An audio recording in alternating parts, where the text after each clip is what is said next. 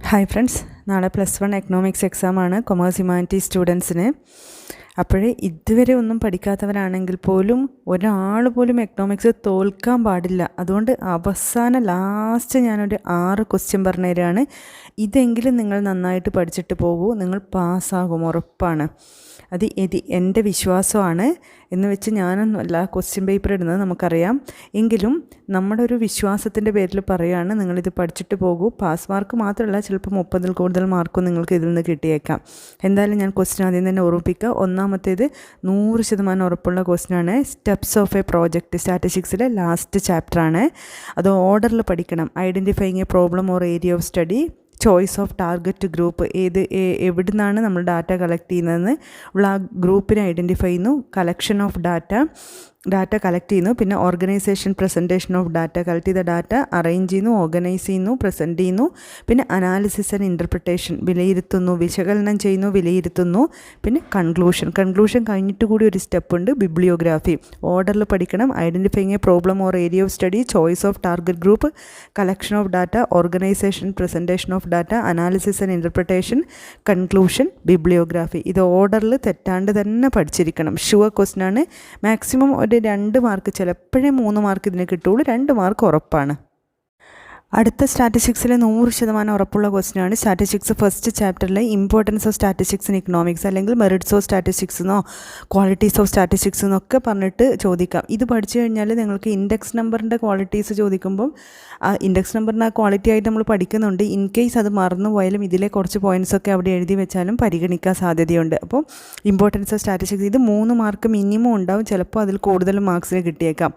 നമുക്കറിയാം, ഒരു സാമ്പത്തിക ശാസ്ത്രൻ്റെ കയ്യിൽ ഒഴിച്ചുകൂടാൻ പറ്റാത്തൊരു ടൂളാണ്. മാത്രമല്ല, സമ്പദ്ഘടനയിലെ പല പ്രശ്നങ്ങളെക്കുറിച്ച് വിലയിരുത്തുന്നതിന് വേണ്ടിയിട്ടും അതിനുള്ള സൊല്യൂഷൻ കണ്ടെത്തുന്നതിന് വേണ്ടിയിട്ടും സഹായിക്കുന്നു. Complex numerical data and economics are simplified. Complicated ഡാറ്റയെ വളരെ സിമ്പിളാക്കി കാണിക്കുന്നു. വലിയ ഡാറ്റ, വൊളൂമിനസ് ഡാറ്റയെ റെഡ്യൂസ് ചെയ്ത് ഫ്യൂ ഫിഗേഴ്സിൽ, കുറഞ്ഞ നമ്പറുകളിൽ ഒതുക്കി നമുക്ക് മനസ്സിലാക്കി തരുന്നു. പിന്നെ രാജ്യങ്ങൾ തമ്മിലുള്ള കയറ്റുമതി, ഇറക്കുമതി, ഇതുപോലുള്ള എക്സ്പോർട്ട്, ഇമ്പോർട്ട്, മറ്റ് പല ഡാറ്റകളും, അതായത് പോപ്പുലേഷൻ, നാഷണൽ ഇൻകം, ഇതിനെക്കുറിച്ചൊക്കെ മനസ്സിലാക്കാനും കാൽക്കുലേറ്റ് ചെയ്യാനും താരതമ്യം ചെയ്യാനും സഹായിക്കുന്നു. അതുപോലെ സമ്പദ്ഘടനയിലെ പ്രവണതകൾ, ട്രെൻഡ്സ് ആൻഡ് ടെൻഡൻസീസ്, അല്ലെങ്കിൽ സമ്പദ്ഘടനയുടെ പോക്ക് എങ്ങോട്ടാണ്, അതിൻ്റെ പ്രവണത എങ്ങോട്ടാണ്, ഉയർച്ച, താഴ്ച, ഗതികൾ എങ്ങനെ, ഇതൊക്കെ മനസ്സിലാക്കാൻ സഹായിക്കുന്നു. ഗവൺമെൻറ്റിന് പോളിസീസ് പ്ലാൻ ചെയ്യുന്നതിന് വേണ്ടിയും അതുപോലെ ഇഷ്യൂസ് മനസ്സിലാക്കുന്നതിനും സോൾവ് ചെയ്യുന്നതിന് സഹായിക്കുന്നു. Economics variables are systematically and scientifically analysed with the help of tools. അതായത് സാമ്പത്തിക ശാസ്ത്രത്തിലെ പല വിവരങ്ങളും വളരെ കൃത്യമായി മനസ്സിലാക്കാൻ, കളക്ട് ചെയ്യാൻ, അറേഞ്ച് ചെയ്യാൻ, ഓർഡർ ചെയ്യാൻ ഒക്കെ സ്റ്റാറ്റിസ്റ്റിക്സ് സഹായിക്കുന്നു. പ്ലാൻസ് ഫോം ചെയ്യാൻ, പോളിസീസ് ഫോം ചെയ്യാൻ സഹായിക്കുന്നു. ഇതെല്ലാം സ്റ്റാറ്റിസ്റ്റിക്സിൻ്റെ ഇമ്പോർട്ടൻസ് ആണ്. ഇത് 100% ഉറപ്പുള്ള ക്വസ്റ്റ്യനാണ്. Minimum 3 mark. ഇതും കൂടി പഠിച്ചു വെച്ചേക്കുക. പിന്നെ സ്റ്റാറ്റിസ്റ്റിക്സിന് 100% ഉറപ്പുള്ള ക്വസ്റ്റ്യനാണ് കാൽക്കുലേറ്റ് മീൻ, മീഡിയൻ, മോഡ്. മീനിൻ്റെയൊക്കെ ഡയറക്റ്റ് മെത്തേഡ് മാത്രം പഠിച്ച് വെച്ചാൽ മതി മക്കളെ. പല മെത്തേഡ് ഉണ്ട്. അസ്യൂംഡ് മീൻ, സ്റ്റെപ്പ് ഡീവിയേഷൻ. ഡയറക്റ്റ് മെത്തേഡ് മാത്രം, σfm/σf എന്നുള്ള ആ ഇക്വേഷൻ മാത്രം പഠിച്ചു വെക്കുക. അതുപോലെ തന്നെ മീഡിയനും മോഡും 8 മാർക്കിൻ്റെ ക്വസ്റ്റ്യനാണ്.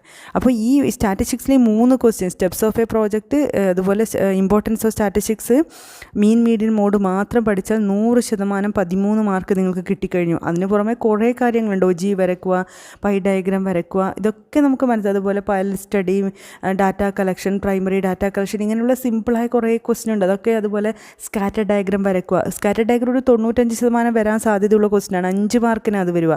Perfectly positive correlation, perfect negative correlation, no correlation, അതുപോലെ നോൺ ലീനിയർ കോറിലേഷൻ. വേണ്ട ആ ഗ്രാഫ് ഒന്ന് നോക്കി മനസ്സിലാക്കിയാൽ മതി. അതും കൂടി ആയാലേ തന്നെ ഈ ചാപ്റ്ററിൽ തന്നെ നമുക്ക് കുറഞ്ഞതൊരു 18 മാർക്കിൻ്റെ ഒക്കെ കിട്ടല്ലേ, 20 മാർക്ക് തന്നെ കിട്ടും സ്റ്റാറ്റിസ്റ്റിക്സിൽ. പക്ഷേ 100% ഉറപ്പുള്ളതാണ് ഞാനിപ്പോൾ 3 പറഞ്ഞത്. അതിന് പുറമെ സ്കാറ്റർ ഡയഗ്രാം ഒക്കെ ഒന്ന് ജസ്റ്റ് നോക്കിക്കോളൂ. ഉറപ്പാണ് സ്റ്റാറ്റിസ്റ്റിക്സ് തന്നെ നിങ്ങൾക്ക് സേഫ് ആവാൻ വേണ്ടി സാധിക്കും. അത് കഴിഞ്ഞ് ഇന്ത്യൻ ഇക്കോണമിയിലേക്ക് വരികയാണെങ്കിൽ 100% നമുക്ക് ഉറപ്പിച്ചിട്ട് വിശ്വസിക്കാൻ പറ്റുന്ന ഒരു ക്വസ്റ്റ്യനാണ് ഹ്യൂമൻ ക്യാപിറ്റൽ ഫോർമേഷൻ്റെ sources. Education, health, job training, migration, നമുക്കറിയാവുന്ന കാര്യമാണ് അല്ലേ. അതിൻ്റെ കുറച്ചൊരു എക്സ്പ്ലനേഷനും കൂടി കൊടുത്തു കഴിഞ്ഞാൽ ഒരു സംശയമില്ല, നമുക്ക് ആ ഫുൾ മാർക്ക് തന്നെ കിട്ടും. Education, health, job training, migration. എഡ്യൂക്കേഷനൊക്കെ വരുമ്പോൾ പൊതു മേഖലയിൽ നിന്ന് വിദ്യാഭ്യാസം കൊണ്ട്, അതുപോലെ പബ്ലിക് ആൻഡ് പ്രൈവറ്റ് സെക്ടറുണ്ട് എല്ലാം വെച്ചിട്ട് അങ്ങോട്ട് എഴുതിയാൽ മതി.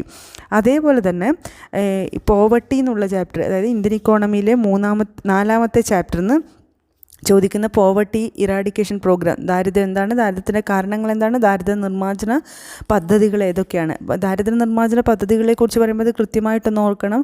Self and wage employment generation program, അതുപോലെ തന്നെ സോഷ്യൽ സെക്യൂരിറ്റി പ്രോഗ്രാം, സാമൂഹ്യ സുരക്ഷാ പദ്ധതികൾ, ഫുഡ് സെക്യൂരിറ്റി പ്രോഗ്രാം, ഭക്ഷ്യസുരക്ഷാ പദ്ധതികൾ, അതിൻ്റെ കാറ്റഗറൈസേഷനെ പോയിൻ്റായിട്ടൊന്ന് മനസ്സിലേക്ക് ഓർത്ത് വെക്കുക. ഇതൊക്കെ സെപ്പറേറ്റ് ഞാൻ വീഡിയോ ഇട്ടിട്ടുണ്ടെങ്കിലും ഒന്ന് ഓർമ്മിപ്പിക്കുകയാണ്. സോഷ്യൽ സെക്യൂരിറ്റി പ്രോഗ്രാം എന്ന് പറയുമ്പോൾ ആം ആദ്മി ബീമാ യോജന, അതുപോലെ തന്നെ Indira Gandhi national old age pension scheme, രാഷ്ട്രീയ സ്വാസ്ഥിക ബീമാ യോജന, അടൽ പെൻഷൻ യോജന, ജനശ്രീ ബീമാ യോജന, പ്രധാനമന്ത്രി ജീവൻ ജ്യോതി ബീമാ യോജന, പ്രധാനമന്ത്രി സുരക്ഷാ Bima Yojana, national social security programme, national social assistance programme, ഇങ്ങനെ ഒരുപാട് പ്രോഗ്രാം വരുന്നുണ്ട്. പുതിയ ലേറ്റസ്റ്റ് ആയിട്ടുള്ള പല പദ്ധതികളും ഒക്കെ എല്ലാം നമുക്ക് ചേർത്ത് എഴുതാം.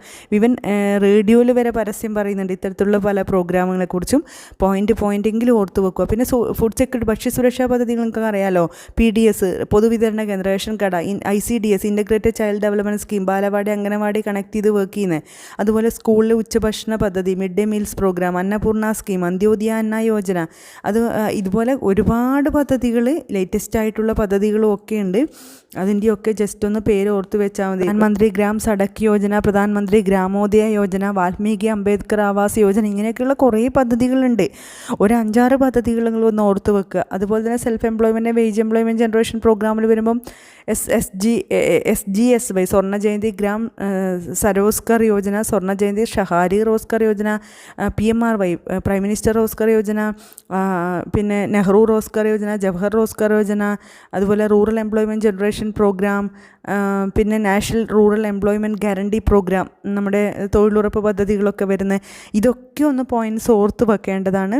ഉറപ്പായിട്ടും വരാൻ സാധ്യത. ഇത് വരുന്നത് മിനിമം 5 മാർക്കിനായിരിക്കും, ചിലപ്പോൾ 7 മാർക്കിൻ്റെ 8 മാർക്കിൻ്റെ SC ആയിട്ടോ, അല്ലെങ്കിൽ മിനിമം 5 മാർക്കിനെ ഇത് ചോദിക്കുള്ളൂ, അതിൽ കുറഞ്ഞ മാർക്കിന് ചോദിക്കില്ല. ഇതേപോലെ തന്നെ 100% ഉറപ്പൊരു essay ചോദിക്കുന്ന ചാപ്റ്ററാണ് 9ാമത്തെ ചാപ്റ്റർ, നമ്മുടെ environment and sustainable development, strategies of sustainable development എന്നുള്ള. എന്താണ് സസ്റ്റൈനബിൾ ഡെവലപ്മെൻറ്റ് എന്ന് ഓർത്ത് വെക്കണേ. അതായത് ഭാവി തലമുറയ്ക്ക് കൂടി ഉപയോഗിക്കാനുള്ള വിഭവങ്ങൾ കരുതിക്കൊണ്ട് നമ്മൾ ഇന്നത്തെ ജനറേഷൻ പ്രകൃതിയിലെ വിഭവങ്ങൾ ഉപയോഗപ്പെടുത്തുന്നു. അങ്ങനെയുള്ളൊരു വികസനം, development that meet the needs of present ജനറേഷൻ്റെ ആവശ്യങ്ങൾ തൃപ്തിപ്പെടുത്തുന്നു without compromising the ability of the future generation to meet their own needs.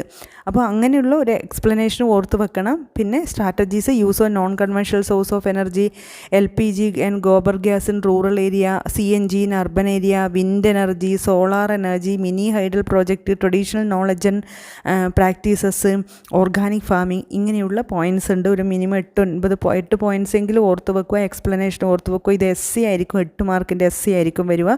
അപ്പോൾ എന്താണ് സുസ്ഥിര വികസനം എന്ന് എഴുതിയിട്ട് ഈ പോയിൻറ്റ്സ് എഴുതിയിട്ട് എക്സ്പ്ലനേഷൻ കൂടി കൊടുക്കുക.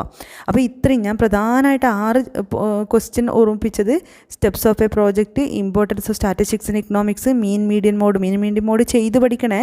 പിന്നെ സ്ട്രാറ്റജീസ് ഓഫ് സസ്റ്റൈനബിൾ ഡെവലപ്മെൻറ്റ് ഇപ്പോൾ പറഞ്ഞിരിക്കുന്നത്, അതുപോലെ ഹ്യൂമൻ ക്യാപിറ്റൽ ഫോർമേഷൻ്റെ സോഴ്സസ്, പോവർട്ടിയുടെ ദാരിദ്ര്യ നിർമ്മാർജ്ജന പദ്ധതികൾ.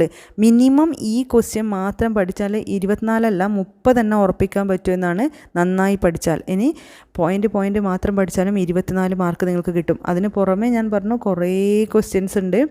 സ്കാറ്റർ ഡയഗ്രം ഒക്കെ ഉറപ്പായിട്ട് സാധ്യതയുള്ളത് തന്നെയാണ്. പിന്നെ ഒരു ഗ്രാഫ് സാധ്യതയുള്ളതാണ്. അതുപോലെ തന്നെ ഫസ്റ്റ് ചാപ്റ്ററിൻ്റെ causes of stagnation of Indian agriculture, Indian കാർഷിക മേഖലയുടെ സ്തംഭനാവസ്ഥയുടെ കാരണം, ഗ്രീൻ റവല്യൂഷനുമായി ബന്ധപ്പെട്ടത്, അതുപോലെ ലിബറലൈസേഷൻ, പ്രൈവറ്റൈസേഷൻ, ഗ്ലോബലൈസേഷൻ, അതിൽ ഔട്ട്സോഴ്സിങ് ചോദിച്ചേക്കാം, ലിബറലൈസേഷൻ ഡിഫറെൻറ്റ് സെക്ടേഴ്സ് ചോദിച്ചേക്കാം. അതൊക്കെ സാധ്യതയുള്ള ക്വസ്റ്റ്യനാണ്. പിന്നെ ഫോർമൽ ആൻഡ് ഇൻഫോർമൽ സെക്ടർ, സംഘടിത അസംഘടിത മേഖല, ഔപചാരിക അനൗപചാരിക മേഖല, അതിൻ്റെ ഗുണങ്ങൾ, അതിൻ്റെ മെറിറ്റ്സ് അല്ലെ ക്വാളിറ്റീസ്, എക്സാമ്പിൾസ്, അതൊക്കെ ചോദിക്കാൻ സാധ്യതയുണ്ട്. പിന്നെ ഇന്ത്യ, ചൈന, പാകിസ്ഥാൻ, പ്രത്യേകിച്ച് ചൈനയുടെ വികസന തന്ത്രങ്ങളും ആണ് സാധാരണ ചോദിക്കാറ്. മാത്രമല്ല മറ്റുള്ളതും കൂടി നോക്കി വെക്കുക. ഇതൊക്കെ ഷുവർ ക്വസ്റ്റ്യൻസ് ആണ്. എങ്കിലും ഞാൻ ഈ പറഞ്ഞിരിക്കുന്ന 6 എണ്ണെങ്കിലും പഠിക്കാതെ ഒരാൾ പോലും പോകരുത്. ഷുവറായിട്ട് നിങ്ങൾ പാസ്സാവും. ഇതുവരെ ഒന്നും പഠിക്കാത്തവർക്കുള്ള അവസാന ടിപ്പായിട്ടാണ് ഈ 6 ക്വസ്റ്റ്യൻ ഞാൻ തന്നിരിക്കുന്നത്. ഇത് പഠിക്കുക. അതിന് പുറമെ ബാക്കിയുള്ള കൂടുതൽ വേണമെങ്കിൽ ഞാൻ ഐ കാർഡിൽ കൊടുക്കാം. താല്പര്യമുള്ളവർക്ക് കാണാം. അല്ലെങ്കിൽ നിങ്ങൾ ടെക്സ്റ്റ് ബുക്ക് ബേസ് ചെയ്തിട്ട് തന്നെ പഠിക്കുക. ഓക്കെ.